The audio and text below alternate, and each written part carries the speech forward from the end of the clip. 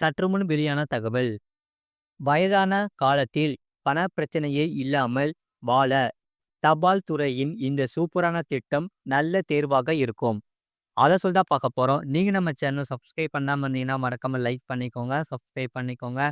உங்க நண்பர்களுக்கு தெரியப்படுத்த ஷேர் பண்ணுங்க.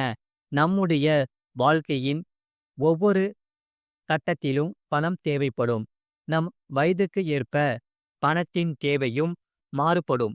இந்த இளமை பருவத்தில் பணம் சம்பாதிப்பது போல முதுமை பருவத்தில் பணம் சம்பாதிக்க முடியாது. முதுமை காலத்தில் செலவுகள் அதிகம்தான்.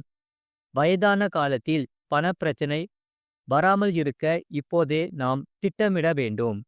அதற்காகவே மத்திய அரசு பல திட்டங்களை செயல்படுத்தி வருகிறது. இந்தியாவின் மூத்த குடிமக்களுக்கு இந்திய தபால் துறையால் செயல்படுத்தப்பட்டு வரும் மூத்த குடிமக்கள் சேமிப்பு திட்டம் மிகவும் பிரபலமானது. இதில் முதலீட்டாளர்களுக்கு மாத வருமானம் கிடைக்கிறது. தபால் துறையின் மூத்த குடிமக்கள் சேமிப்பு திட்டம் ஓய்வுக்கு பிறகு வழக்கமான மாத வருமானத்தை வழங்குகிறது. இத்திட்டத்தில் முதலீடு செய்வோருக்கு தற்போது 8.2% வட்டி வருமானம் கிடைக்கிறது. மற்ற அரசு திட்டங்களை ஒப்பிடும்போது இது அதிக வட்டி விகிதத்தை வழங்கும் திட்டமாகும். இதில் அதிகபட்சமாக ரூபாய் 30 லட்சம் முதலீடு செய்தால் ஆண்டுக்கு சுமார் ரூபாய் 2,46,000 வட்டி கிடைக்கும். இந்த தொகையை மாதம் கணக்கிட்டால் ரூபாய் 20,500 ஆகிவிடும். முன்னதாக இந்த திட்டத்தில் அதிகபட்ச முதலீடு வரம்பு ரூபாய் 15 லட்சமாக இருந்தது. தற்போது இந்த வரம்பு ரூபாய் 30 லட்சமாக உயர்த்தப்பட்டுள்ளது. இத்திட்டத்தின் முதிர்வு காலம் 5 ஆண்டுகள். ஆனால் திட்டம் முதிர்ச்சியடைந்த பிறகு மேலும் 3 ஆண்டுகளுக்கு நீடிக்க முடியும். 60 வயது மற்றும் அதற்கு மேற்பட்ட இந்திய குடிமக்கள் இந்த திட்டத்தில் முதலீடு செய்யலாம். 55 முதல் 60 வயதுக்குள் விருப்ப ஓய்வு பெற்றவர்களும் இந்த சலுகையை பெறலாம். இந்த திட்டத்தில் கணக்கு தொடங்க அருகில் உள்ள தபால் அலுவலகம் அல்லது வங்கியில் விண்ணப்பிக்கலாம். இத்திட்டத்தின் மூலம் கிடைக்கும் வருமானம் வரிக்கு உட்பட்டது. இருப்பினும் சில வரி சேமிப்பு வசதிகள் கிடைக்கின்றன. மத்திய அரசு இத்திட்டத்தை செயல்படுத்தி வருவதால் இனி முற்றிலும் பாதுகாப்பானது. ஓய்வுக்கு பிறகு முதலீட்டாளர் வழக்கமான செலவுகளுக்காக ஒவ்வொரு மாதமும் நிலையான வருமானத்தை பெறலாம். மூத்த குடிமக்கள் சேமிப்பு திட்டத்தில் முதலீடு செய்வதற்கு முன் அதன் அனைத்து விதிமுறைகளையும் நிபந்தனைகளையும் புரிந்து கொள்வது அவசியம். இந்த திட்டம் ஓய்வுக்கு பிந்தைய காலத்திற்கு நிதி பாதுகாப்பை உறுதி செய்கிறது. ஓய்வுக்கு பிறகு வசதியான மற்றும் பாதுகாப்பான வாழ்க்கையை வாழ விரும்புபவர்கள் இந்த திட்டத்தில் முதலீடு செய்யலாம். அது மட்டுமில்லாமல் பெண்களுக்கு இனி மாதம் 2,000 ரூபாய் கிடையாது. வெளியான அதிர்ச்சி தகவல்.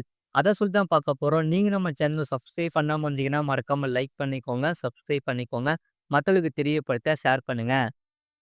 கிருஷ்ணலட்சுமி யோஜனா திட்டத்தின் கீழ் இனி அனைத்து பெண்களுக்கும் மாதம் 2,000 ரூபாய் கிடையாது என்ற தகவல் அதிர்ச்சியை ஏற்படுத்தியுள்ளது.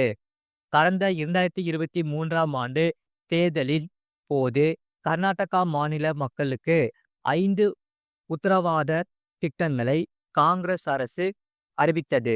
அதில் கிருஷ்ணலட்சுமி யோஜனா திட்டம் மிக முக்கியமான ஒன்றாகும். இத்திட்டம் தொடங்கப்படுவதற்கு முன்பு பெண்களின் கணக்கில் சரியான நேரத்தில் வரவு வைக்கப்பட்ட பணம் சில மாதங்களாக பெண்களின் கணக்கில் வரவு வைக்கப்படவில்லை. இதனால் பெண்கள் கவலை அடைந்தனர்.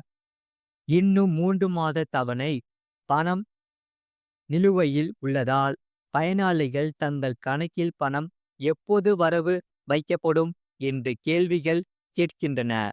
இந்நிலையில் தற்போது பெண்களின் கணக்கில் வரவு வைக்கப்படும் பணம் நிறுத்தப்படுவதாக வெளியான ஒரு தகவல் மேலும் சந்தேகத்தை ஏற்படுத்தியுள்ளது. கிருஷ்ணலட்சுமி யோஜனா திட்டத்தின் தவணை பணம் குறித்து சமீபத்தில் பேசிய முதல்வர் சித்தராமையார் தவணை தொகையை டெபாசிட் செய்ய அனைத்து ஏற்பாடுகளும் நடந்து வருவதாக கூறியிருந்தார். இருப்பினும் தற்போது எம்பி பாட்டீலின் ஒரு அறிவிப்பை சில பெண்களுக்கு ஏமாற்றத்தை அளித்துள்ளது. இது குறித்து பேசிய எம்பி பாட்டீல் பணக்கார பெண்களுக்கு கிருஷ்ணலட்சுமி யோஜனா திட்டத்தின் தவணை பணத்தை கொடுப்பதை நிறுத்த வேண்டும் என்றார்.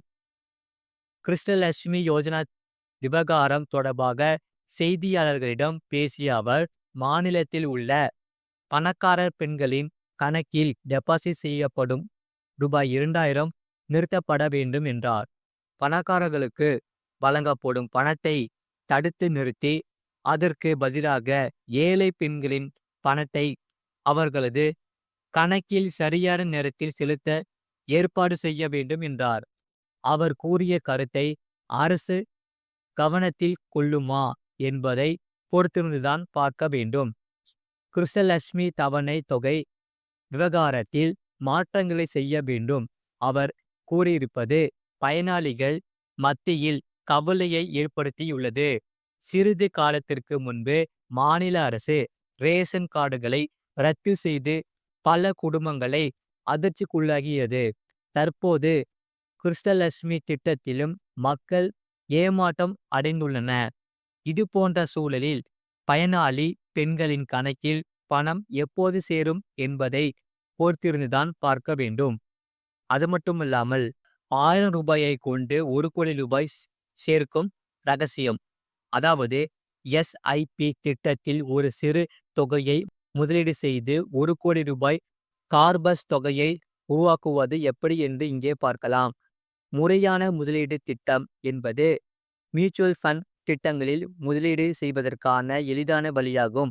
சமீப காலங்களில் எஸ்பிஐ திட்டத்தில் முதலீடு செய்வோரின் எண்ணிக்கை அதிகரித்துள்ளது. இது குறிப்பாக இளைஞர்களிடையே பிரபலமாக உள்ளது. எஸ்பிஐ திட்டத்தின் சிறப்பு வாய்ந்த விஷயம் என்னவென்றால் ஒரு சிறிய முதலீட்டில் கூட அதை தொடங்கலாம். இது வழக்கமான முதலீடு பழக்கத்தை உருவாக்குகிறது.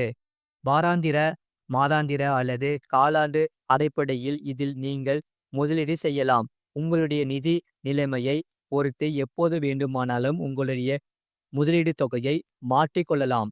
உங்களுடைய வங்கி கணக்கிலிருந்து முதலீடு தொகை தானாக பிடித்தம் செய்யப்படும். எஸ்பிஐ முதலீட்டை ஒரு சிறிய முதலீடும் தொடங்கலாம். இது உங்களுடைய முதலீட்டை மிகவும் எளிதாக்குகிறது.